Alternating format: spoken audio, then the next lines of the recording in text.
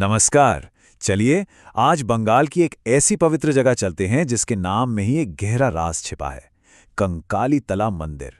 ये भारत के सबसे अहम और रहस्यमयी शक्ति पीठों में से एक माना जाता है। तो सवाल ये उठता है ना, कि आखिर भारत के इतने पवित्र स्थलों में से एक का नाम कंकाली तला यानी कंकाल की जगह क्यों रखा गया? सुनने में थोड़ा अजीब लगता है। चलिए इसी गुत्थी को सुलझाते हैं। तो इस मंदिर के नाम का जो राज है ना, वो एक बहुत ही पुरानी, एक प्राचीन कहानी की गहराइयों में छिपा है।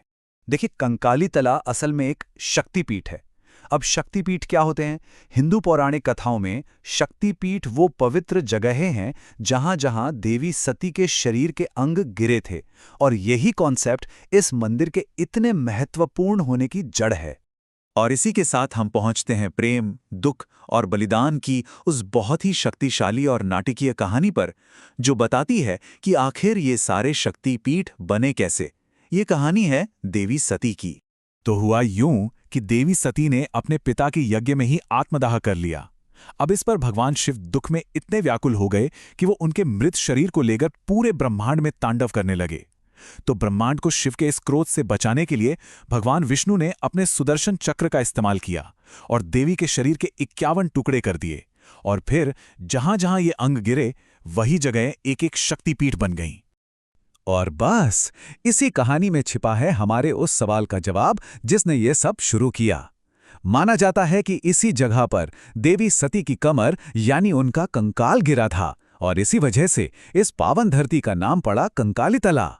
तो चलिए अब इन पौराणिक कथाओं से निकलकर आज के समय में आते हैं।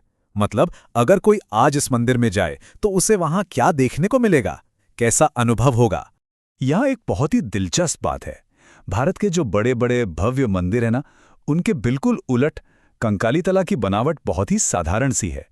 लेकिन इसकी सादगी को देखकर धोखा मत खाइएगा। यहाँ का जो आध्यात्मिक माहौल है वो बहुत ही गहरा, बहुत शक्तिशाली महसूस होता है। तो मंदिर के अंदर जाएं तो देवी कंकालेश्वरी यानी देवी काली का मुख्य श्राइन है। वहीं पास में एक पवित्र कुंड भी है। कहते हैं देवी का अंग यहीं मिला था, और फिर यहाँ के पुराने बरगद और पीपल के पेड़ वो इस जगह को और भी शांत और सुकून वाला बना देते हैं। साथ ही भगवान शिव और उनके उग्र रूप भैरव को समर्पित छोटे छोटे मंदिर भी बने हुए हैं। अच्छा, अगर कोई यहाँ आने का प्लान बना रहा है तो कुछ छोटी छोटी बातें हैं जो काम आ सकती हैं। ये पश्चिम बंगाल के शांत शहर बोलपुर से ज़्यादा दूर नहीं है, करीब 9-10 किलोमीटर।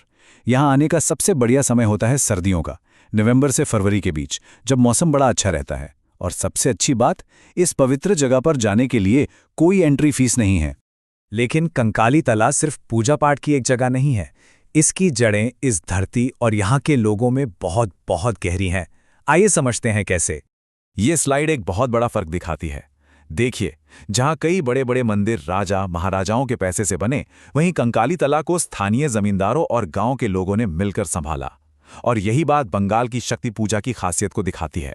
यहां देवी को कोई दूर बैठी भव्य देवता नहीं माना जाता, बल्कि उन्हें समुदाय का हिस्सा, अपने परिवार का एक सदस्य मानकर पूजा जाता है।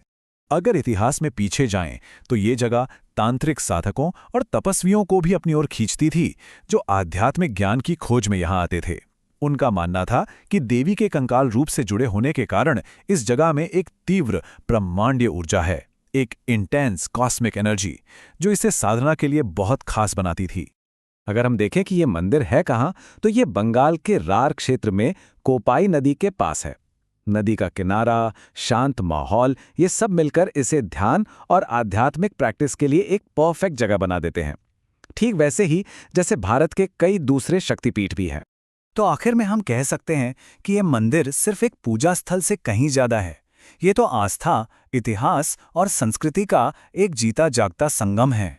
इसे ऐसे समझिए कि कंकाली तला वो पॉइंट है, वो संगम है, जहां इतिहास, भूगोल, आध्यात्मिकता और सबसे जरूरी एक पूरे समुदाय की गहरी आस्था आकर मिलती है।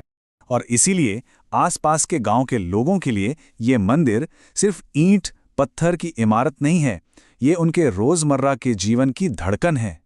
इसे वो अपने इलाके का आध्यात्मिक रक्षक मानते हैं।